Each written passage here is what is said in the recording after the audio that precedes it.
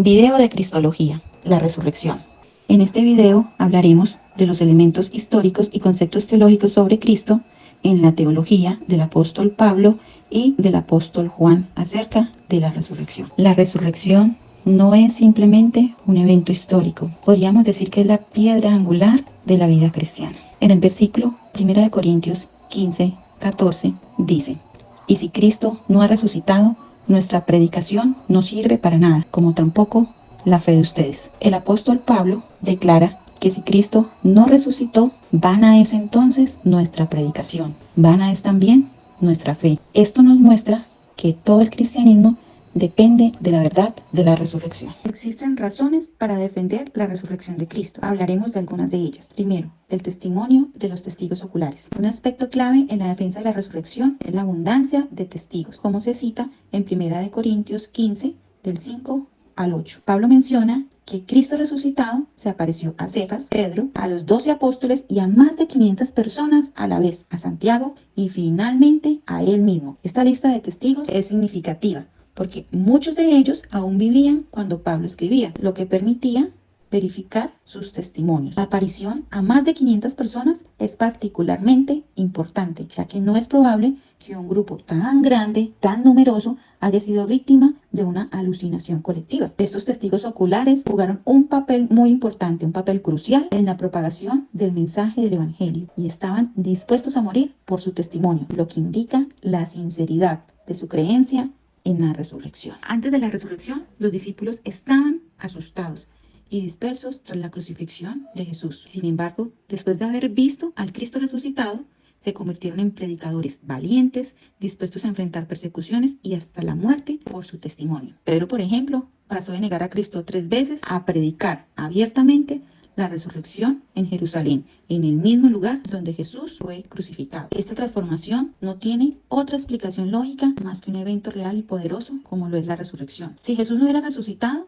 es poco probable que los discípulos hubieran estado dispuestos a sufrir como sufrieron y a morir por una mentira o un engaño. Tercero, la tumba vacía. Este es otro argumento clave en el hecho de la resurrección. Según los evangelios, las mujeres fueron las primeras en encontrar la tumba vacía y testificar sobre la resurrección. Es importante destacar que en la sociedad del primer siglo el testimonio de las mujeres no tenía el mismo peso legal que el de los hombres. Si los evangelios hubieran querido inventar una historia, no habrían elegido a mujeres como las primeros testigos. Esto nos sugiere que los escritores bíblicos estaban simplemente relatando lo que había sucedido. Además, si el cuerpo de Jesús hubiera permanecido en la tumba, los enemigos del cristianismo podrían haberlo mostrado para desacreditar a los apóstoles. Sin embargo, la tumba estaba vacía y los líderes religiosos no pudieron ofrecer una explicación convincente acerca de este hecho.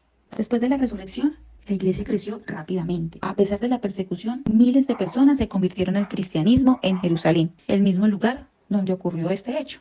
¿Cómo lo podemos leer en Hechos 2:41? Es difícil imaginar que un movimiento religioso pudiese haber florecido en el mismo lugar donde su líder fue ejecutado, a menos que algo extraordinario como el hecho de este video, como lo es la resurrección, hubiera sucedido. La resurrección dio a los primeros cristianos una esperanza viva y una convicción profunda que fue imposible de silenciar.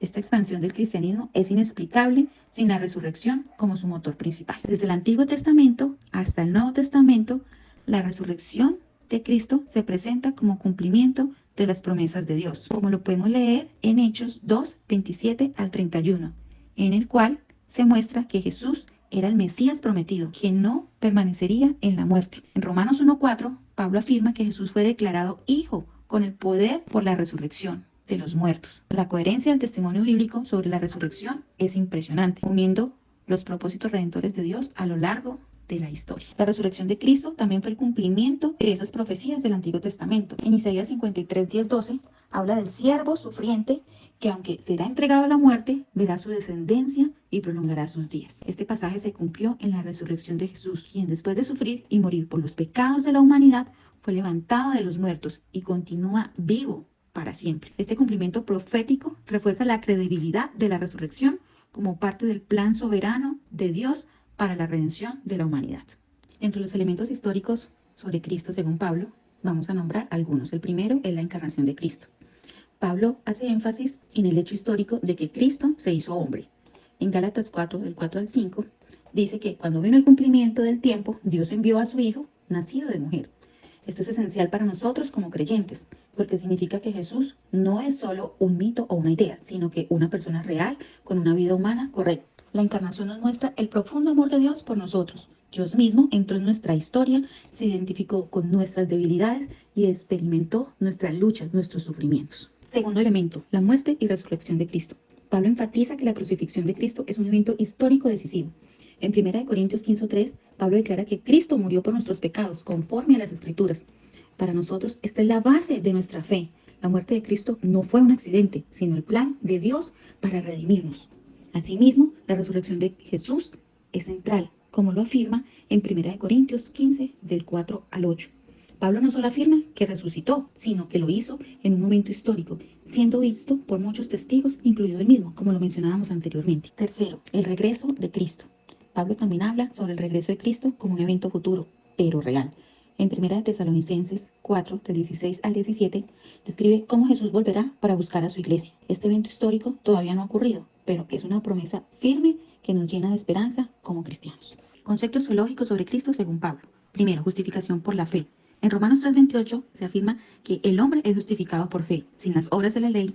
Esto significa que no podemos ganarnos el favor de Dios a través de nuestras acciones, sino que somos declarados justos delante de Él por nuestra fe en lo que Cristo hizo en la cruz. Segundo, unión con Cristo. En Gálatas 2:20, Pablo dice que con Cristo estoy juntamente crucificado y ya no vivo yo, mas Cristo vive en mí.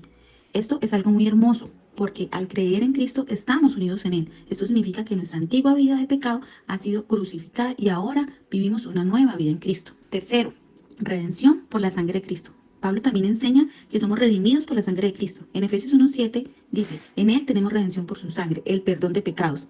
La muerte de Cristo no fue solo un acto de sufrimiento, sino un sacrificio que pagó el precio de nuestros pecados. Esta redención es total y definitiva. Cuarto, Cristo como Señor. En Filipenses 2:9-11, Pablo habla de la exaltación de Cristo y dice que Dios lo exaltó hasta lo sumo y le dio un nombre que es sobre todo nombre. Este pasaje nos muestra que Jesús no es nuestro Salvador solamente, sino también es nuestro Señor, que Él tiene autoridad sobre todo. Elementos históricos según Juan. Primero, la encarnación. Juan enfatiza que el Verbo se hizo carne. Este es uno de los puntos más importantes de la fe cristiana. Dios es humano en la persona de Jesucristo. La encarnación no es solo un concepto teológico abstracto, sino un evento histórico donde Dios decidió caminar entre nosotros, entender nuestras luchas y finalmente ofrecerse a sí mismo como sacrificio por nuestros pecados. Segundo, testimonio de los apóstoles. Juan también nos recuerda que los apóstoles fueron testigos oculares de Jesús. Esto es importante porque no estamos creyendo en un mito o una leyenda, como también lo hablábamos anteriormente, sino en hechos reales, que fueron vistos, oídos y experimentados por personas reales. La fe cristiana se basa en la verdad histórica que Jesucristo vivió, murió y resucitó. Tercero, crucifixión y resurrección. La crucifixión y resurrección de Jesús son los eventos centrales del cristianismo. Juan, como testigo directo de la muerte de Jesús, describe con precisión estos eventos, mostrándonos la realidad del sufrimiento de Cristo en la cruz y su victoria sobre la muerte a través de la resurrección. Conceptos teológicos. Primero, Cristo como el Verbo. Juan comienza su evangelio diciendo que en el principio era el Verbo, y el Verbo era con Dios, y el Verbo era Dios. Esto es un concepto crucial, ya que no solo nos habla de la eternidad de Cristo, sino también lo presenta como el agente de la creación. Jesús no fue creado, siempre ha existido con el Padre y a través de Él todo fue creado. Segundo, Cristo como la luz del mundo. Jesús se presenta como la luz del mundo, lo que tiene un significado profundo en un mundo lleno de oscuridad, pecado y desesperanza. Jesús es la luz que nos guía hacia la verdad y la vida eterna. Esto no es solamente teológico, sino práctico. Nos muestra que el seguir a Cristo salimos de la oscuridad del pecado y entramos en la luz de su gracia. Cuarto, Cristo como el Hijo de Dios. Juan 3:16 es uno de los versículos más conocidos y donde nos dice que porque de tal manera amó Dios al mundo que ha enviado a su Hijo unigénito para que todo aquel que en él crea no se pierda, mas tenga vida eterna. Allí podemos ver el corazón del mensaje cristiano, el amor de Dios manifestado en la entrega de su Hijo por nuestra salvación. Quinto, vida eterna con Cristo. En la oración de Jesús en Juan 17, Él define la vida eterna como conocer a Dios y a Jesucristo. La vida eterna no es solo un concepto futuro, sino una realidad presente que empieza en el momento en que ponemos nuestra fe en Cristo. Sexto, Cristo como el Cordero de Dios.